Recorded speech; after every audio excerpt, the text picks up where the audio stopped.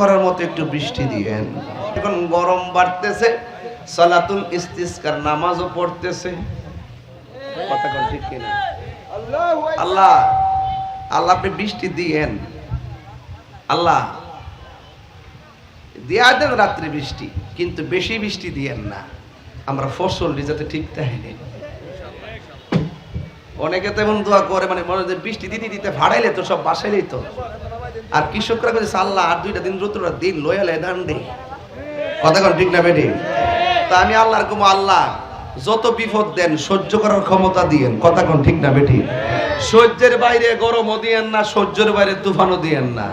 আল্লাহ যদ্দুর আমরা প্রয়োজন উদ্দুর দিয়েন। আমিন কন্যা কি লেগে 2টা হাত দিলে কন্যা আল্লাহ আল্লাহ আল্লাহ।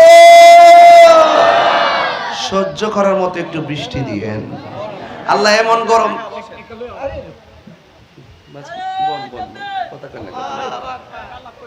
আল্লাহ ও আল্লাহ যদি দেন রাইতে একটু বৃষ্টি দেন, এমন ভাবে দিয়েন যেন টিনের ঘরের চাল যেমনি গরম হয়েছে যদি এটা ঠান্ডা হোক।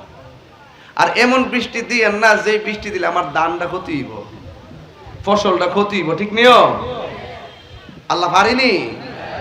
এই বৃষ্টি কিনলে গিয়ে সেটা তো জানেন না আপনার। আর এই গরম যে কিনলে গিয়ে বৃষ্টি হইতেছে না কিনলে গিয়ে সেটা তো জানেন না।